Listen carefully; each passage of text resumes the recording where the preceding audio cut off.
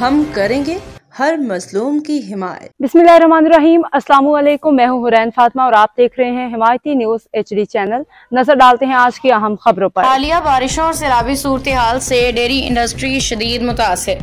Commissioner Karachi से फौरी इक़दामात का मुतालबा। रिपोर्ट अली दल नुमाया, रोजनामा हिमायती न्यूज। कराची। रोजनामा हिमायती न्यूज पाकिस्तान के सबसे बड़ी dairy association dairy and cattle farms association के कराची के सदर मुबशर कदीर अब्बासी ने कहा है कि हालिया बारिशों और सैलाबी सूरत हाल ने डेयरी इंडस्ट्री को शदीद मुतासिर किया और डेयरी फार्मर्स करोड़ों रुपए के नुकसान से दो चार हैं।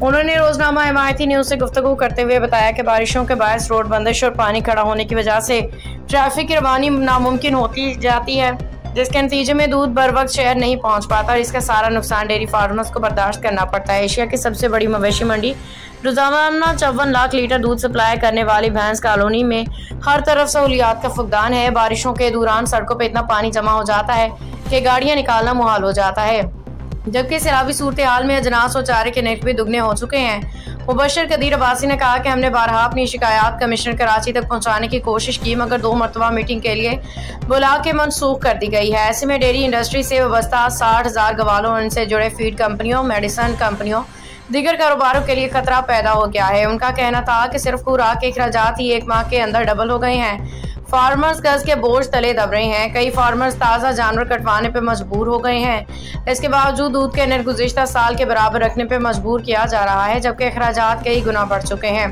मुबशर कदीर अब्बासी ने कहा कि हम इस सनत को बचाना चाहते हैं, हमारा कोई ज़ाती मफाद नहीं। DCFA फार्मर्स की सबसे मनज़म ऑर्गेनाइजेशन है और हमें हज़ारों फार्मर्स के सवालों के जवाब देना होते हैं। उन्होंने कमिश्नर कराची से मुअद्दबाना अपील की है कि वो डेयरी इंडस्ट्री के मसाइल फौरी तौर पर मीटिंग करें और इस अहम शोबे को बचाने के लिए तजावीज़ पे अमल दरामद करें, ताकि लाखों लोगों के रोज़गार को तहफ़्फ़ुज़ दिया जा सके।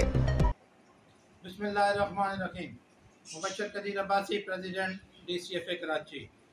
मौजूदा डेयरी की बिगड़ती हुई सूरत हाल से मैं जनाब वज़ीर आला सिंध मुराद अली शाह साहब, चीफ सेक्रेटरी साहब और खुसूसन कमिश्नर कराची साहब को आगाह करना चाहता हूँ। मौजूदा जो सूरत हाल है वो डेयरी फार्मिंग जो है तबाही के दाने पे पहुँच गए हैं। कमिश्नर साहब को 20/5 को हमने तहरीरी तौर पे एक लेटर लिखा था और वाज़े बताया था जाके कि भैंसों की जो मेन खुराक है तूड़ी, वो ईंधन के तौर पर फैक्ट्रियाँ जला रही हैं। उस वक़्त भूसे का जो रेट था वो 500 रुपये मन था। आज जो 1000 रुपये मन, 920 रुपये मन तूड़ी का रेट हो गया है।